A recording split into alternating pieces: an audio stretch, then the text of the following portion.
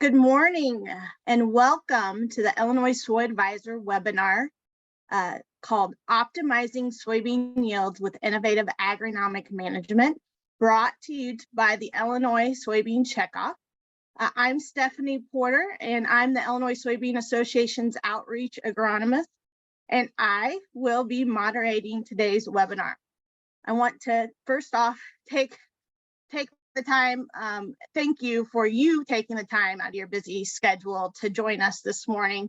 And as usual, we have a few housekeeping items to start with. So if you included your CCA number when you registered for this webinar and you stay with us for the entire presentation, your number will be automatically submitted for 1 CEU in crop management at the conclusion of this webinar. If you are listening to this recording of this webinar, you will be able to go to the Certified Crop Advisor website, log into your account, and self-report for that credit. As usual, you can ask questions during this webinar by using the tools panel at the bottom of your screen, and we will have time for Q&A at the end of this presentation. So without further delay, I'd like to introduce today's presenter, Dr. Connor Sible. Dr. Connor Sible is a postdoctorate research associate in the Department of Crop Sciences at the University of Illinois under the advisement of the Dr. Frederick E. Below. He recently completed his PhD in crop physiology laboratory at the University of Illinois, where he previously received his bachelor's and master's degrees in crop sciences.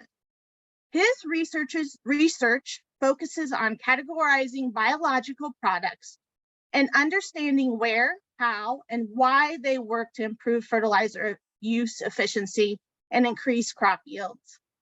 He also uses agronomic inputs and various methods of crop residue management to enhance nutrient release and improve soil health. Connor has regularly presented his research findings at local and regional field days, I just attended one, and at the American Society of Agronomy annual meetings, where he has been a consistent winner in the graduate student poster and speaker competition. So with that, I will hand it over to you, Connor. All right, thank you so much, Stephanie, for the introduction. So as Stephanie mentioned, a lot of my research in the past has been the biologicals, biostimulants area. But in my new role postdoc, branching out a little bit, getting into more management studies. And I'm really pleased today to talk to you a little bit and summarize some of our findings on soybean management. There's a lot of potential for soybean, and Illinois, #1 soybean state in the country. And so I think there's a lot we're going to learn together today, move forward, and hopefully get some ideas rolling for optimizing soybean management and yields as we move forward into the next season. And so when I start, I just want to pose a question. My question is, are soybeans currently managed adequately? And if I was to rephrase this, the real question is, are we achieving the full yield potential? And to answer that question, we have to start with another question, that is, what is the full yield potential of soybean? And so we have to ask, what is the world record soybean yield and what is known as the soybean yield gap?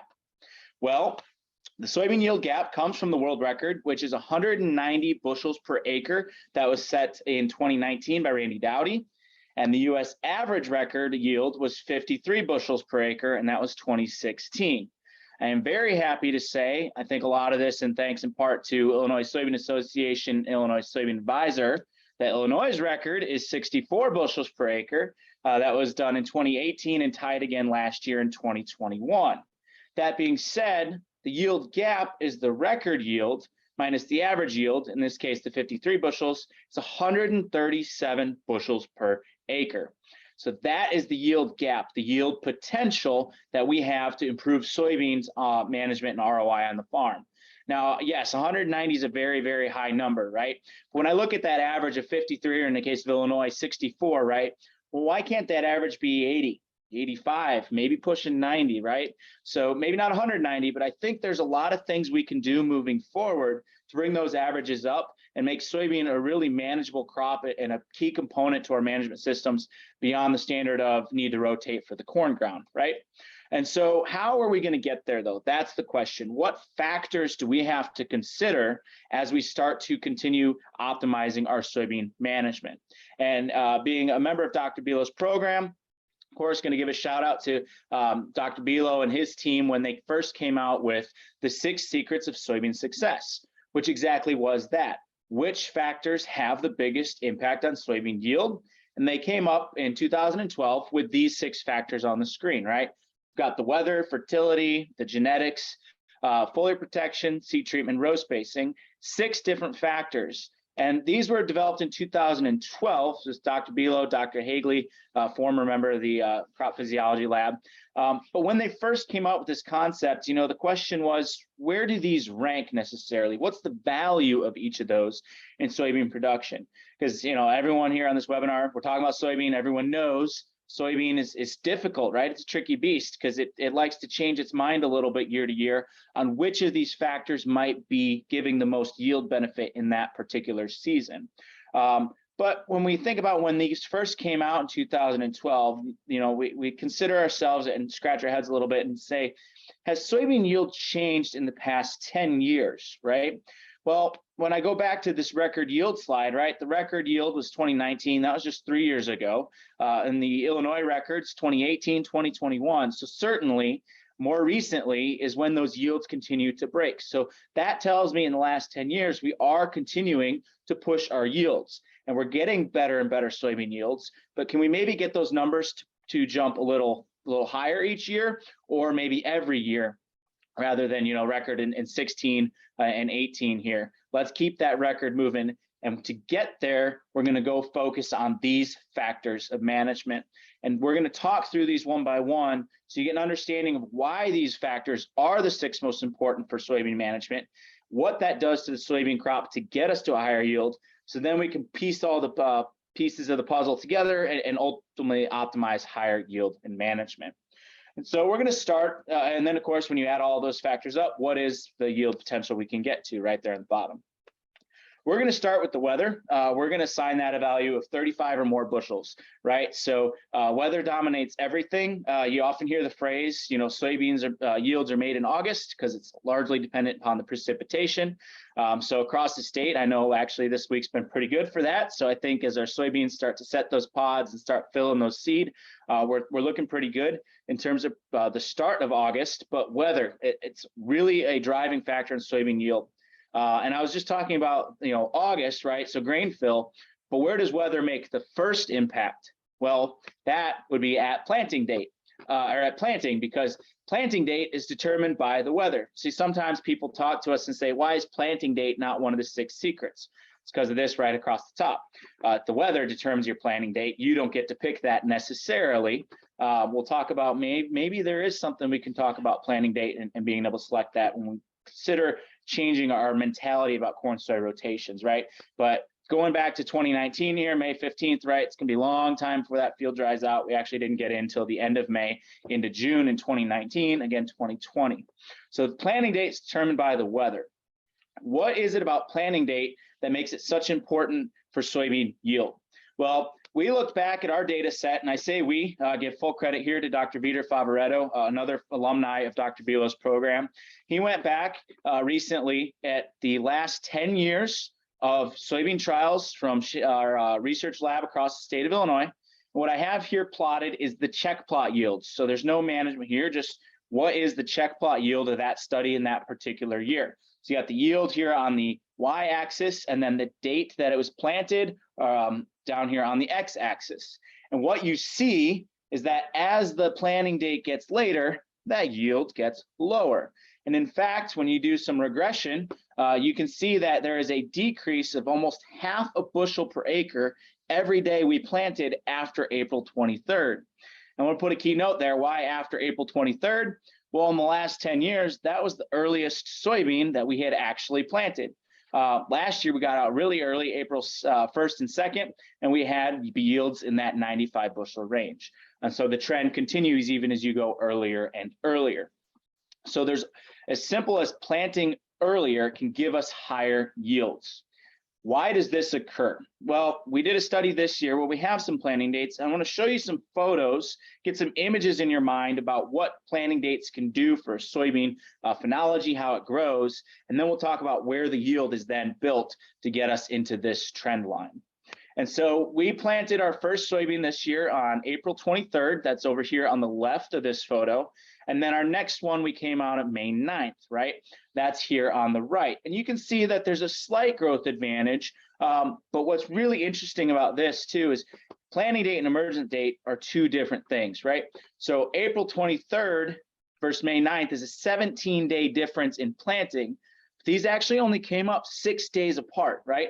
So it's not necessarily the day the planter went in, it's the day the bean comes out of the ground that sets the yield trajectory in the season. Then we want to compare, though, May 9th to May 31st, right? So on June 15th, there's that visual comparison. Why do I really like this center photo, right? What's the typical approach to soybean management in the Corn Belt? Let's plant the corn, then we'll get to the soybean, right? Which means most of the time, a lot of our soybean is going out in the second half of May. So this right here is more the standard that we would see this time of year. Whereas, you know, if your neighbor was out planting soybeans in late April when you were putting out your corn, they got these soybean, and maybe your corn is a little not picket fence because it was a little cool and wet. But we're finding that soybeans can be planted earlier and earlier because the newer genetics, newer seed treatments we'll talk about later are allowing them to be more durable, sit in the ground longer. And then, you know, in the case of the really late planted years, you know, June 15th, the day we did our fourth planting date, well, the comparison here all on the same day is beans just going in on the ground all the way on the right versus those that went in on April 23rd all the way on the left, right? Very visual. You come back about a month and a half later, right? Here's my planting dates here. Like I said, 6 days apart in the emergence. So they're actually basically the same growth stage. The R3 fungicide and insecticide went out those at the same time. Here's a comparison of that May 9th and May 31st, right? A lot more mature here, starting to put on a lot more pods, whereas these are still only about R2 at that stage. And then there is the May 31st versus June 15th. You know, if you think about the stair step, comparing these to these, and then again, from the 31st to the May 9th, very visual response to planting date, bigger biomass, right? So clearly bigger plants, more biomass, probably going to yield higher. But where is that yield coming from? That's the key question and thing that we need to remember about soybean yield. And so here's an individual plant from each of those planting dates, right? And when we pull those leaves back, right, we can then easily count the nodes. And what you see is that our April 23rd, when I sampled these on July 31st, had 21 nodes. May 9th was at 20 nodes. 17 nodes on that May 31st, which again, remember that would think like the standard approach, what most soybeans would be in the I states at that time, versus 12 nodes on those June beans. Why is node number so important to soybean yield? Well, that's because soybean yield is a really, really fancy algorithm, and that's displayed here, right? So it's simply the pod number per acre, the seeds per pod, and the weight per seed. Now, does anyone know how you do a yield estimate in soybean, right? You go out to the field, you grab your hula hoop, you toss it out into the field, you count all the pods, right? And then pretty sure you just make up some number, right?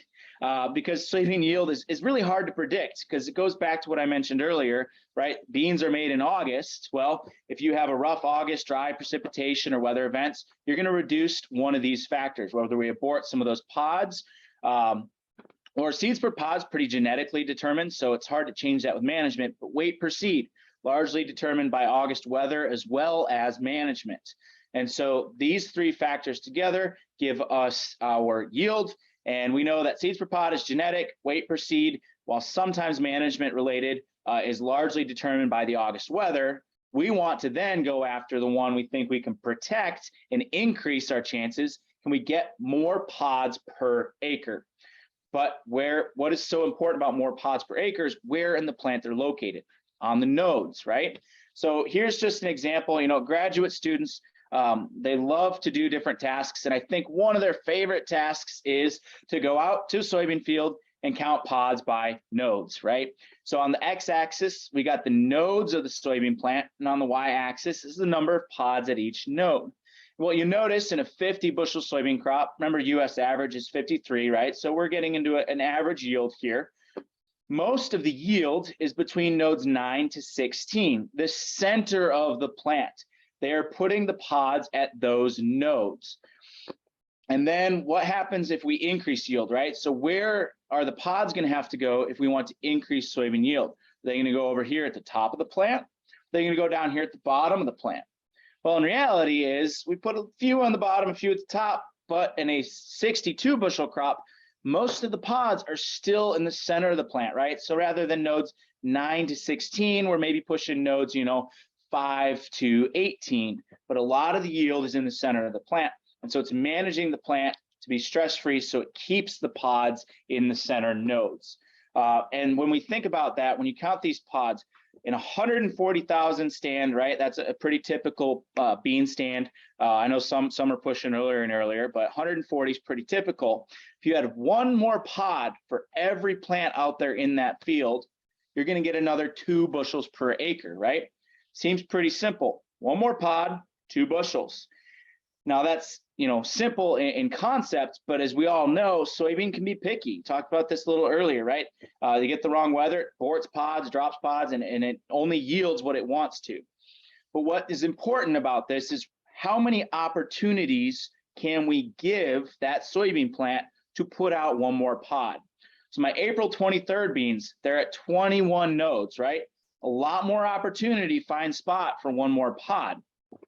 Think about May 9th, 20 nodes, okay? So those are also have a lot of opportunity, but that May 31st, June 15th, right? 17 or 12 nodes, much less opportunity to find room for one more pod, 2 more pods, right?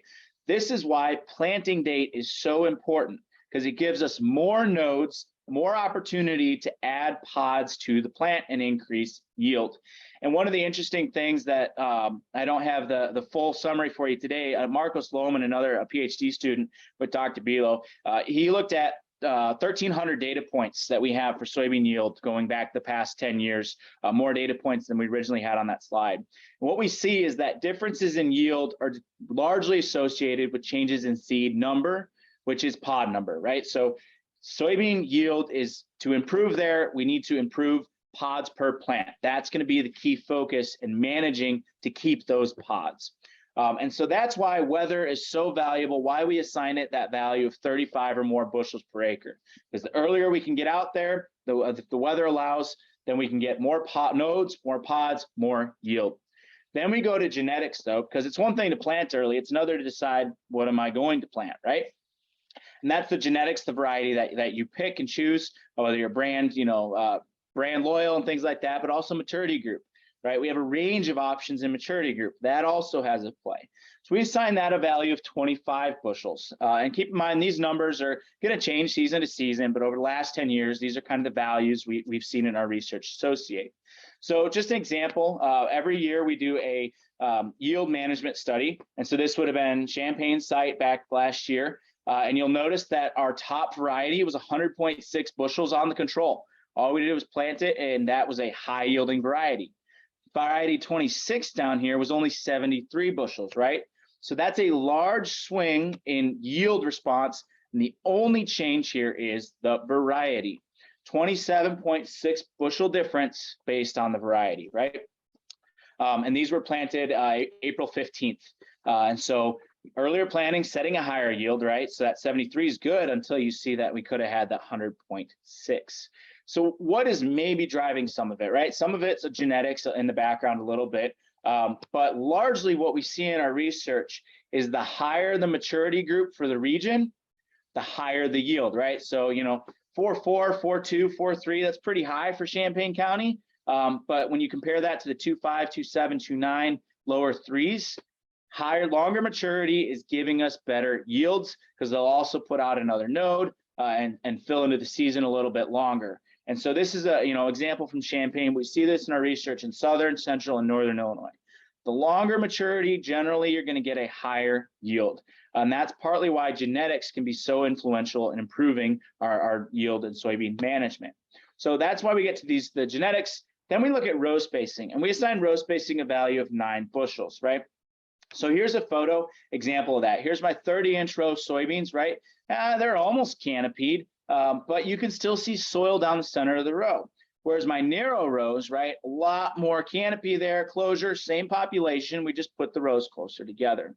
This is really important for soybean yield because everything about soybean is about maximizing and all, row crops, capturing sunlight interception, right? The faster we close the row, the more sunlight we're intercepting, the better off we are for setting high number of pods and retaining those pods so we can fill them in August. And so row spacing, very important because it closes the rows faster, quicker to intercept the sunlight, get us off to a better, quicker start. I can also tell you from a weed management perspective, this system over here, we have a lot less trouble with our weeds because they can't germinate when the sun can't get there. I can tell you that these 30-inch rows, the weeds, their escapes are much higher. And so just another benefit to improving soybean management is it helps with our weed control as well. Weeds don't add yield, they take it away.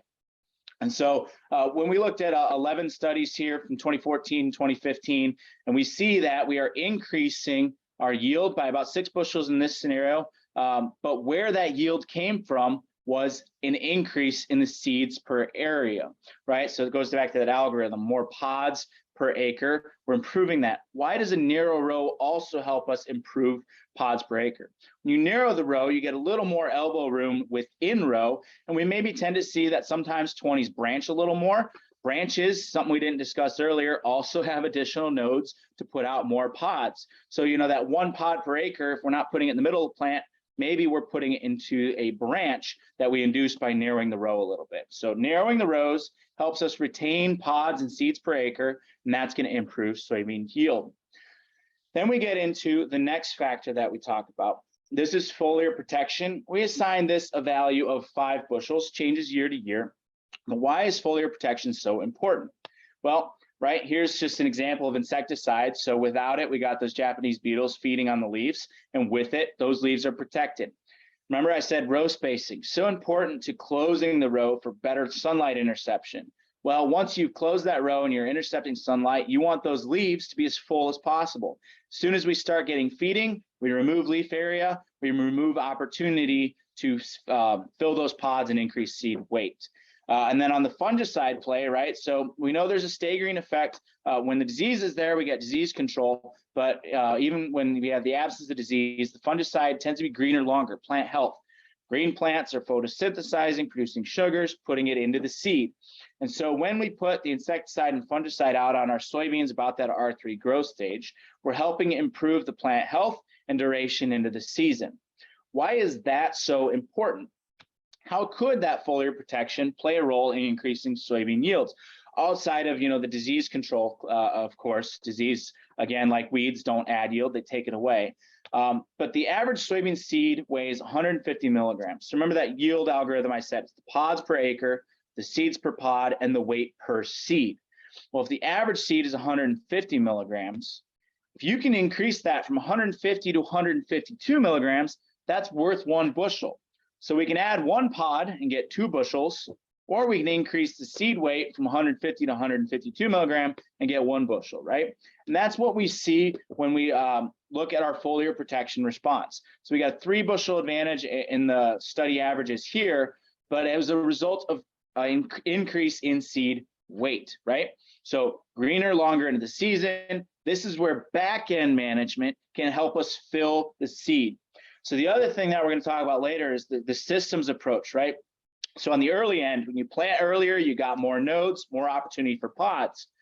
Then you've set a higher yield potential. Now go protect it, put the foliar protection on, and those more pods are going to help fill the seed. You're going to get an additional advantage to improve seed weights, right? Kind of 1 + 1 = 3 in terms of improving soybean yield. And so that's just a quick oversight to what we think about foliar protection and why it's helping benefit soybean yields, making heavier seeds into the late season. Fertility, we've signed here a value of 4. Why, fertility, when I think about soybean, is so often overlooked because what's the typical approach to fertilizing soybean in the I states? It's fertilize the corn the year before, right? And soybean will pick up what's left. One thing about soybean, what I'm going to show you on the next slide is the nutrient requirements for an 80 bushel soybean crop. Now remember, we're currently an average of 60 for in Illinois, 53 national average. I'm looking down the road, right? 10 years from now, when those averages are 80 bushel, what's the nutrition requirement going to be to get to that 80 bushel soybean crop? And what you'll notice here is, I got the NPK, sulfur, and then some microbes there with zinc and boron. The first two that I'm going to highlight, nitrogen, potassium. First thing you notice is it takes a lot of pounds of nitrogen and potassium to produce an 80 bushel soybean crop. A lot of people see this number, the high requirement of potassium for soybean yields. That's why often we think about, oh, soybean needs potassium. But again, I go back to what I said earlier. What's the typical approach with soybean, right? It's rotated with corn, and corn stover has high amounts of potassium in it. So it's actually going to get a lot of the potassium from the corn stover the year before. But one of the things that we don't want to overlook, right? So nitrogen, we know from legumes, it gets nitrogen through that Rhizobian relationship. So these are the two nutrients required in high amounts. But when we add the phosphorus and sulfur, those are the nutrients in addition to nitrogen that we actually remove with the grain, right? So what we have here is the harvest index. And so harvest index is the percentage that we harvest, in this case, the grain, over the total plant biomass. And so total, for nitrogen needs about 330 pounds to produce. 240 pounds of that ends up in the grain, which means 73% of that soybean's nitrogen that it takes up goes to the grain. 81% of a soybean's phosphorus that it takes up goes into the grain. And so when we're thinking about improving yields, it's all about the grain. And so if there's a high grain requirement of a nutrient, we need to also make sure that we're providing enough nutrition for the soybean to fill the seed. So phosphorus, we don't want to overlook. While it doesn't have a large total amount needed, there's a large needed for the grain. And then sulfur also has a very high harvest index for soybean. And so when we think about soybean fertility needs, little nitrogen, phosphorus, and sulfur is going to help make sure we have what we need to build seed, building yield at the end of the season. And so visually we see this, here's no fertility, the standard approach. We're going to get some of the potassium out of the soil and the corn stover there, but soil tests would say we're adequate for other nutrients like P. And then what if we banded, 75 pounds P2O5, some nitrogen. This was Microessentials S10, so we get, or SZ, so we get a little bit of balanced crop nutrition here. You can just see it visually, right? Darker, greener, bigger. It's also going to help us close the canopy faster, right? So a lot of benefits here by providing some of the nutrition that soybean needs that we typically don't think about. One of the questions, though, that we do have is, what makes a variety more responsive to fertility? Because sometimes I know, growers will look at fertilizing their soybean and they don't always see a response. Well, there's interactions with those factors, right? So those factors interact. And what happens when we think about soybean genetics and maturity group when we're comparing with soybean? And so we have a management difference. Progressive here is going to have that fertility applied, and standard is that we just put the beans in the ground and walk away. What I'm going to plot here is the response to fertility, in this case, adding P and K fertilizer, by the maturity group across the bottom. And this is at Nashville, Illinois. I want you to remember that in the back of your mind, and I'll explain why that's important. So this is our Southern Illinois, lower fertility soils. And what you see, this is again work of Dr. Vitor Favaretto here. We plotted the yield response. So this is the change in yield on the y-axis by maturity group. And when you do the regression, what we really saw was surprising. There's a 7.32 slope response here, which means for every one maturity group increase, response to management increases by 7.3 bushels, right? So that's going from a 2.7 to a 3.7 is a 7.3 bushel response to the management. And so what I'm going to overlay with you is our other two sites. We work across the state of Illinois. So Southern Illinois, huge response, right? Higher maturity soybean has a better response to management. Kind of goes to that slide I showed earlier where we see longer maturities tend to have higher yields. I'm going to overlay our Champaign and our northern sites here in two different colors. And what you'll notice is that the slopes of the lines change and the value changes as we move from the south to the north. This is all from 2021. So Nashville here in NL, that's our Southern Illinois site. CU, Champaign-Urbana, That's 3.7 bushels. And then Yorkville, there was no response for the maturity group, right? So there's also an interaction of the site. What is different about these sites? So these sites were, down here is Nashville and Southern Illinois, Central Illinois, Champaign, Yorkville, and the planting dates there as well. So we got April 15th, April 22nd, and May 5th. And what you'll notice is that these sites have different inherent fertility levels. So as we move from the south to the north, our P and K values tend to increase, as does our organic matter. So when I go back to this slide and I see those different responses, always remember and understand that there's going to be an interaction with the site. And so maybe that Yorkville site with high organic matter, high P and K, those soybeans are going to be happy they got the resources they might need for high yield. And so that maturity group interaction is less important rather than just managing for higher yields. We're still diving into this to fully understand it, but I want to highlight and bring to your attention, when you're choosing maturity groups and management, there is interactions with the different sites here on how that responds. But Nashville, one maturity group response is the difference of 7 bushels in this case.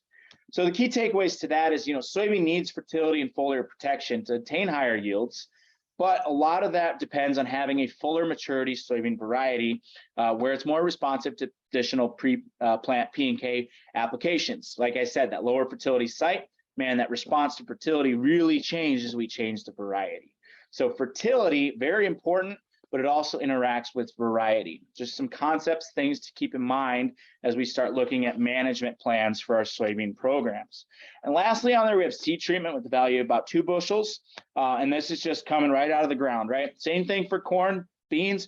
You want to have not a stressed day. You want to get up and going quickly. And that's where the seed treatment can come in and protect you. So these soybeans don't look nearly as happy as those on the right. So seed treatment, protect that soybean from the start. Get it off to a good start for the rest of the season, especially important if you plant early. That seed treatment value of 2 comes from a lot of May planting dates.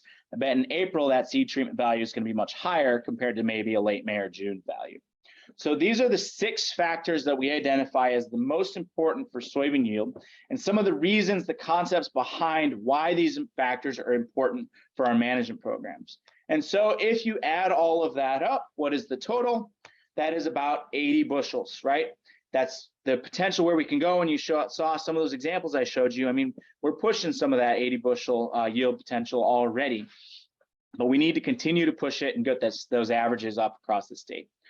So, whenever you go to the field, right, you got your agronomists and your field scouts out there. It's important to have a partner out there to, bounce questions off of and look at the crop and think about what's the next steps, right? So for me, this is Paisley. That's my field scout. We go out into the fields, check on our beans. And, 2012, when the seed kits first came out, 60 bushels per acre, pretty good, right? That's probably what the record would have been in 2012. But then we're breaking that record, right? So it's 2022 now, right? And we're looking for 80 bushels per acre. That's the next step. Got to keep our eyes moving forward. And I think 80 bushels soybean, especially if that's a state average, is something we can get really, really excited about, right? That field scout right there, Paisley, she is so excited about 80 bushel beans. I'm really excited to see what maybe we get into that 100 bushel bean zone, right? So that's just a little bit concepts about, the 6 factors that we consider for soybean management and how they interact with soybean growth and development to get us to the next step. So then the question is, we looked at all those individually, but can we get greater than 80 bushels per acre, right? How do we get there? Well, I talked about these in an individual approach, right? The value of each factor alone. What happens if we start to add those factors together, right? So at the bottom of the stair step is the standard grower, which would be plant after the corn, walk away, and that's about the only management we do for the soybeans. But what if we then narrow the row, right? We saw that narrowing the row gives us a little more quicker to close the canopy, a little more pod number, a little bit higher yield, right? So that's narrow the row. But if you narrow the row, let's protect it, right? Set it off early, protect it on the back end. Let's add some foliar protection. And the examples here is, Mirvis top and Indigo is what we applied in our studies last year. let's add some of that P and sulfur fertility, right? We talked about the value of phosphorus and sulfur, sometimes overlooked for soybean management. And then we are going to add some potassium. There's a lot of potassium in the stover, but when we start pushing yields, right, we got to make sure there's enough potassium to get us above that 80 bushel ceiling. And so this is going to be broadcast to apply 60 pounds of K2O. And so what I'm going to show you first, right, what I have is those 3 sites, Nashville, Champaign, and Yorkville. So earlier planting for these 2 sites, we were planting in April. We were really happy with that. And for Yorkville, Northern Illinois, May 5th for soybean is still pretty good early planting, right? So one thing to keep in mind is these are early planted beans. When we look at that untreated control, it's pretty good yields, right? For the standard approach of just putting them in a 30-inch row and walking away, 82 bushels down south, 89 bushels in Champaign, the earliest planting, and then up north we got 84 bushels. What's really interesting here is when we reduce the row spacing, you'll see that there actually was no advantage in this case. And some of you are scratching your head and going, Connor, didn't you just tell us there's an advantage to narrow rows? But it's gone here. One of the questions we now have to ask ourselves, right? So the advantage to the narrow rows was in the typical plant the soybeans after the corn, end of May timeframe. One of the things we have to start questioning is as we change our planting date approach, does early planting necessarily need the narrow rows, right? It's got a longer season, longer opportunity to close the canopy. And so this is something we're going to look at. Those pictures I showed you earlier with the planting dates, that does have narrow and wide row comparisons. So, as we push beans earlier, is that going to change our management approach, right? But for those of you that aren't thinking about putting the beans in either late March or April, still on the end of May approach, the narrow row value we do see is there. But what's really, really interesting, when you dive into this a little further, here's just the reduced row spacing yields, right? Still 80 plus bushels. We're happy with that. But when we add these management factors on the side, when you add the foliar protection, then the phosphorus and sulfur, then the potassium, what changes? And you'll notice here is the response to the different factors in that stair-step design. And you'll notice that after you reduce the rows, foliar protection was always positive. And in Yorkville, that was the highest yield advantage. But in Champaign, you had to keep adding, add the foliar protection, add the phosphorus, sulfur, add potassium.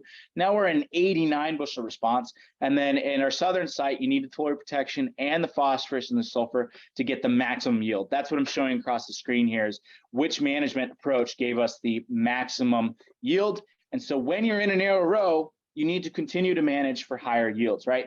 Narrow row gets us maybe a few more nodes, few more pods, but then you have to manage those pods. So one of the things we want to think about is just the synergies associated when we put those factors together. Is it a 1 + 1 = 3 type scenario? So then one of the questions that we do want to ask ourselves is how else can we manage soybean? So, one of the challenges, row spacing, requires different equipment. I acknowledge that, it's not an inexpensive approach when you change your management. And so if we can't do the equipment change, right, or the foliar protection and things like that with the application, is there something we can do that maybe doesn't require an additional pass across the field, right? And this is where sometimes we get a lot of questions about biologicals. So I want to briefly review as we get into the next step managements, what biologicals are, how they're designed to improve crop production, and where maybe we can see some of these fitting into our soybean management plans after we're looking at some of those other factors. So there's 3 big categories that we put out there for biologicals. Plant growth regulators, these are your hormone products, right? Auxins, cytokinins, gibberellic acids. You got beneficial microbes and biostimulants. The PGRs are highly regulated. They're regulated like herbicides. And so it's a long route to get a label for these. And they're the classic plant hormones, pretty well defined. But what's changing, what you're seeing as growers increase in the available options on the market is these beneficial microbes and these biostimulants. These are the 2 categories that probably new products coming across your farm once, twice, 3 times a week, right? If I'm to oversimplify this, it's kind of the living versus the dead. But when we take a little more focused approach, in reality, we have the microbes and the products that they produce. And so these are living, got to keep them alive. And then these necessarily down here, not living, so we don't necessarily have to keep them alive. And so what I have here on the screen are the 7 most common types of biological products that you're going to see. These first 3 are from the beneficial microbe category. You got nitrogen-fixing bacteria, phosphorus-solubilizing bacteria, or mycorrhizal fungi. And then these next 4 are biostimulants: enzymes, humic or fulvic acids, marine extracts, and sugars. And so we'll go through these very briefly, one by one. How are they designed to target the crop? You can start to see if you need them for your management program. So when we get into the subcategories, we're going to start with the nitrogen-fixing bacteria. These are pretty straightforward. They increase plant available nitrogen, right? This is a talk on soybean. And so I think most of us are familiar with soybean-rhizobian relationship, right? So we got a soybean root here with these beautiful nodules on there, all up in there. And inside those nodules are those rhizobian bacteria, where they're taking nitrogen gas out of the atmosphere and converting to ammonia, which then goes quickly to ammonium, and the plant uses it. So they'll exchange for some sugar, get the nitrogen in return. Really good relationship. Why is this so important to soybeans in management? Well, then we have to pose, another question for you. How much nitrogen do soybean plants need to accumulate for 1 bushel of grain, right? You're all lucky that we're virtual on a webinar today. If we were in person, I'm going to wait and call somebody out to answer this. But I'm going to give you the answers today. And so maybe you can, it's your freebie for today being a webinar. So the answer to this is, 4 to 5 pounds of nitrogen per bushel. A lot of nitrogen needed to get a improvement in soybean yields. So then, when you do the math, the world record of 190 bushels required 855 pounds of nitrogen per acre. And so we're getting that from those nodules, right? And the reality of it is about 50% of a soybean's nitrogen needs come from the nodules. The other 50% comes from mineralization from the organic matter, right? But as we start to push, at our 50 to 60 bushel range, there's logical thinking that we can get. We only need about a third of this nitrogen at that point. So that 200 to 300 pound range, right? Okay, about half from the nodules, half from mineralization. But as we push soybean yield higher and higher, we're going to need more and more nitrogen supply to get those soybeans to yield. So then, are there other opportunities beyond microbes for nitrogen fixation? And particularly, we think inoculating our soybeans with rhizobium and nodules there, but end fixers, it's pretty hard to change that for anyone that's done inoculation work in Illinois, right? It doesn't always respond because in our natural corn soy rotations that we've been doing for so many years, the rhizobium are already out there. So when we inoculate with those rhizobium, we don't always see an advantage because the native rhizobium are just kind of going to do their job. So are these other biologicals an opportunity to continue to improve soybean yield and management? So phosphorus-solubilizing bacteria, they increase the availability of mineral phosphorus. Again, phosphorus is a large component of soybean grain. And so if we can improve phosphorus availability, maybe then we're going to improve seed fill, seed weight, and ultimately soybean yield.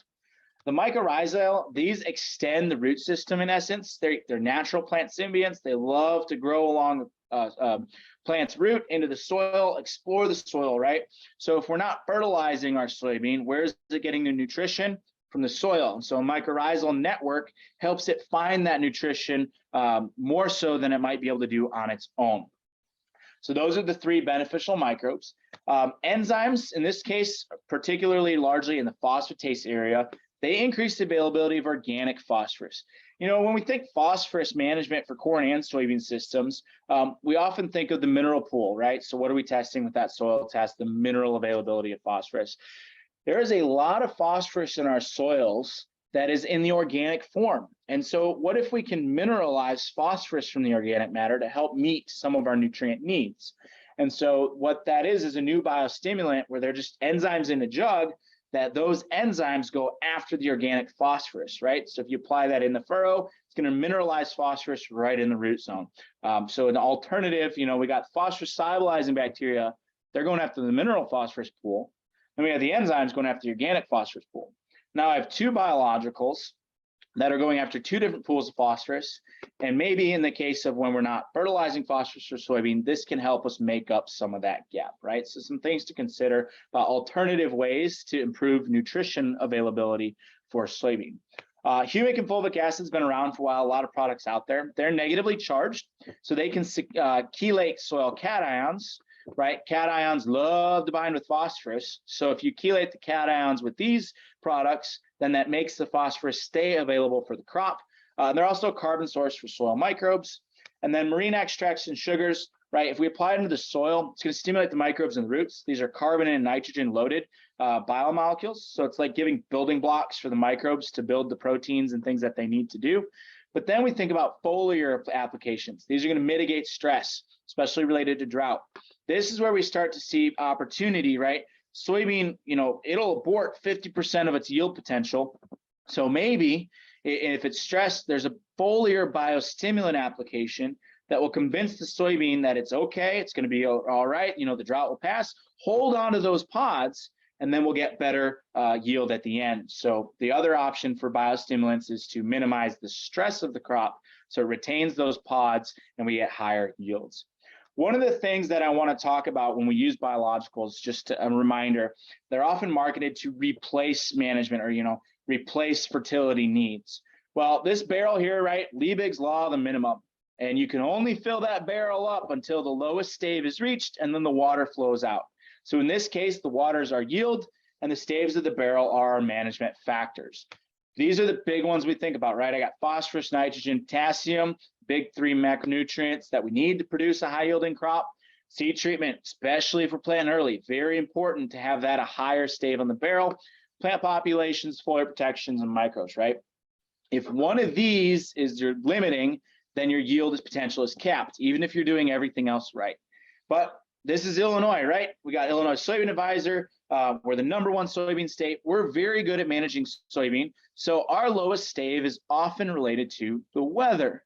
That is where if you get the other staves, the other factors set, and the weather is maybe limiting yield, that's where biologicals can potentially be the next step management.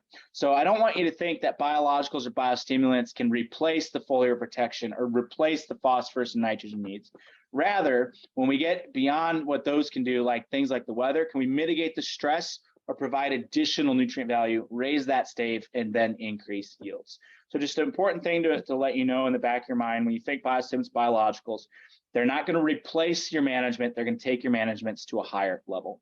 That was a really quick synopsis of the biologicals, biostimulants, because thanks to ILSoyAdvisor, I did a very in-depth webinar on this last year, and that's still available on their site. So if you want to know more about those categories at a much deeper level than what I just presented, encourage you to go to the ILSoyAdvisor site, find that webinar, and it's about 45 minutes or so just on the biological portion. So when we think about strategy for producing high soybean yields, right, it's going to take early and rapid leaf area development, right? Plant early, narrow the rows, get that canopy closure, set it off to a good start. Then you need to prolong the leaf area duration, protect pod set and seed growth, right? August, seed weights. So back end season management. Don't do all this stuff up front and then walk away, because the soybean's picky, and if it gets stressed, it'll just, kind of call it quits when it's happy.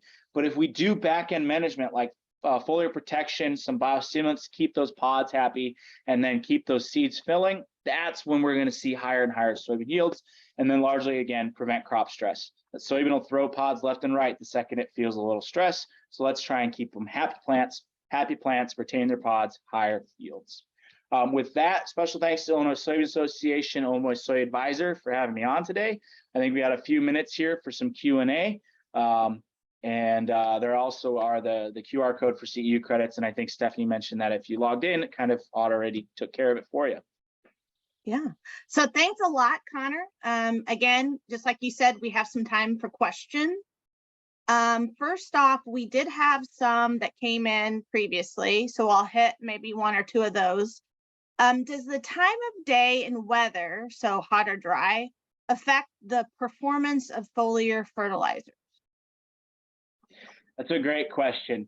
And so when we think about foliar applications, if you have in there, hot and dry weather, it's going to change stomatal closing, right? So if that product is designed to go in through the stomata when they're open, yes. If it's hot and dry and they're closed up for the day, it may not enter through that. But if you're applying with surfactants, or you're putting some drift agents and things to help get that to the canopy, a lot of those products will absorb through the leaf cuticle and they'll be okay. And then if you do it later in the day, right, they're not going to evaporate overnight. So if it sits on the leaf overnight and the leaves wake up in the morning, it'll help absorb some of that as well. But some of that's product specific, what adjuvants, surfactants you're putting in there, or how is it designed to enter the plant. So just keep an eye on looking into that when you think about those foliar applications. But if it can go through the cuticle, I don't think that the dry day is going to be too much of an issue. Okay.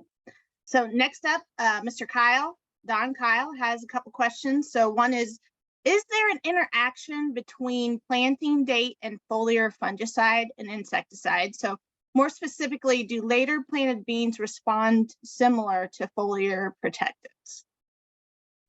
Great question, and one we've been getting a lot lately. It's one we'll have a direct, concrete answer for you this year with what we're looking at. But when I showed you that response to management as it changed across the sites, that was directly a response to in our southern site, right? April 24th planting, extreme response to management, and so when I think specifically on foliar protection, what have you done with earlier planting? More nodes, more pods.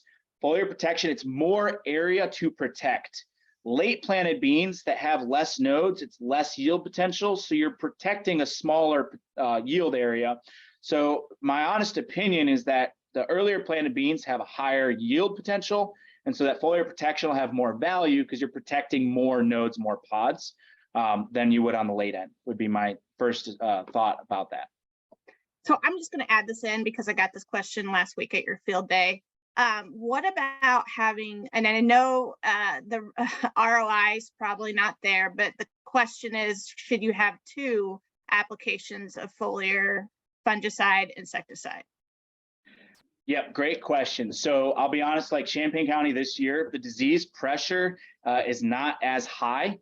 So I think this year, what we tend to see is higher yielding beans are more and more responsive. So if you have a 50 bushel bean crop, it's hard to change 50 into 60 in the season. But when you have 85, 90 bushel potential, double protection is going to make sure you keep that level up there because that can drop quickly as we get towards the end of the season. So when I think about 2-pass system in soybean, if you have a really high yield potential, I think, yes, maybe another application at R4, if you do that, or R4 into R5, if you do a late R2, has a lot of potential to have some ROI.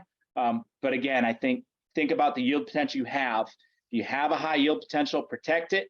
If your yield potential just, the season, something you couldn't get out early or anything like that isn't there, maybe a 1-pass system is all you need, especially, like I said, Champaign. Disease pressure is not too high right now. So I think a 1-pass system this year might be the most economical unless you have really high potential yield there. So Ted has a common question that I get quite often, so I'm glad you asked it. What about white mold increase or issues in narrow 10-inch row spacing compared to the 30-inch? What's your take on that? I mean, in my opinion, it depends on where you are, but I'll go ahead and let you answer. No, good old agronomist. The answer is it depends. But yes, when you narrow the row, you do increase the potential for higher disease pressure, especially, I know white mold's an issue towards the north, something to be conscious of and be looking at. Especially one of the things I see, earlier planted beans tend to be tall, right? I got that question last week as well. And so when you think about fungicide applications, if you're going to put out a lot of nodes and they're going to close canopy quicker, think about maybe, in a narrow row, R3 is the typical, maybe you go out R2 when you have a little more penetration into the canopy before they fully, maybe completely close. But yes, when we think about narrowing the rows, disease control is probably going to have a bigger factor to consider compared to a wide row and be scouting. And I know, yeah, weeds can be a factor too. I mean, it just depends on what you're dealing with, right? What's your major issue, and you got to, pick what you're going to do there, right? Yeah. Yes, go ahead. When we see in our management, when you go to a narrow row, additional management does protect that yield. So yes, I would think we're going to have a good response in a narrow row for that.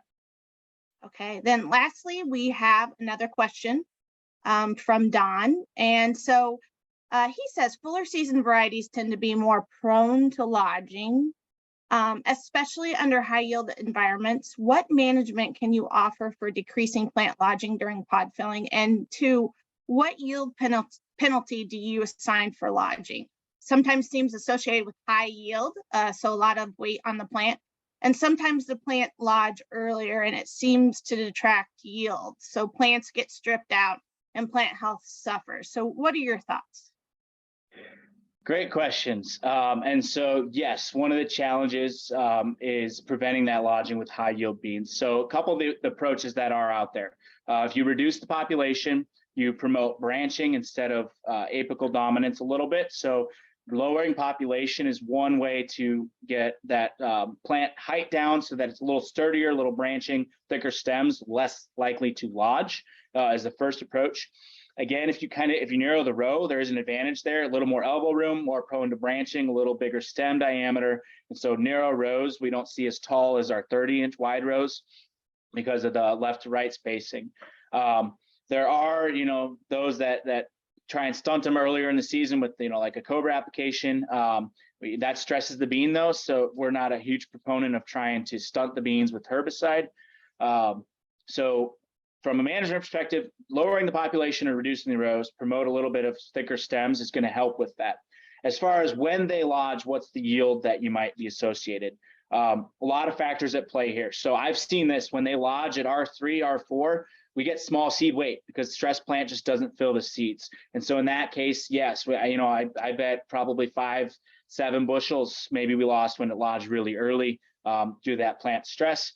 At the end of the harvestability, a lot of that depends on, how dry is it? So if you can scoop them into the reel and get all the pods in before they crack, then the yield loss isn't as bad. But if it's really, really dry and those pods, you touch it and they shatter, then the yield loss is going to be even higher as you try and scoop them up off the ground. So good questions, challenges. And I think it's one of those, if you have it in your field, assess when did it lodge, why is it lodged, and is there something we can do at harvest to maybe prevent some of that loss? Yeah, I think there's a lot of factors involved, like soil type, also genetics. There's a difference between a healthy lean and just a steaming pile of whatever we call it, right? So reduction of population, those things, right, might come into play. So lastly, we have a few minutes here. I've got tons of questions, but so in regards to chemistry, so herbicides, and I'm going to combine both these questions because of time. So we did previously get a question, what is the best pre-plant soybean chemistry? I don't know if you want to comment on that. They're also welcome to email me. I put my email in the chat if we don't get to all of this, but we also have the question here, what do we know about potential yield effects regarding post-herbicide application and energy to metabolism different herbicides? So what are your thoughts, comments that you would like to share the next couple minutes on herbicides? Yeah, so just briefly from a pre-emerge approach, in a high yield scenario, the best control is no weeds at all, right? The unfortunate thing is sometimes that has a price tag attached to it.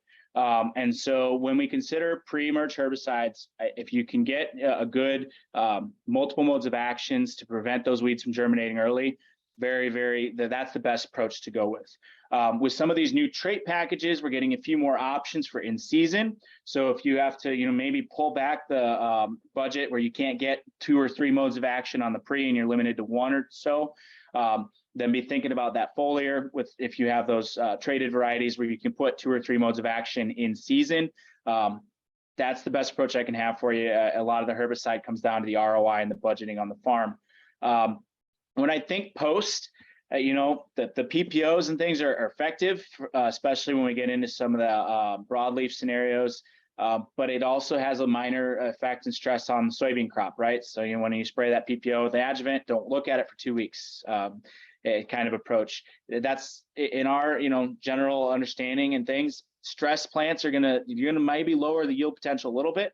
And so if we can avoid the contact burners, for sure. But again, if you've got the resistant weeds in your fields, you're better off to control the weeds as best you can in the budget you have because weeds will definitely reduce yields, especially if you get into morning glory issues down into the back end of the season. So from weed control perspective, start it early if you can. Use the best mix you can, foliar, if you have some escapes and things of that nature. And when we think about soybean management, if we can minimize the stress on the crop, I think we're going to be better off. All right. Thank you so much, Connor. Again, this concludes our webinar on optimizing soybean yields and innovative agronomic management. So please take a few minutes after the webinar to answer our post-event survey. You can view the recording of this presentation on the checkoff funded website, Illinois ILSoyAdvisor.com. So again, thank you for attending and have an awesome day.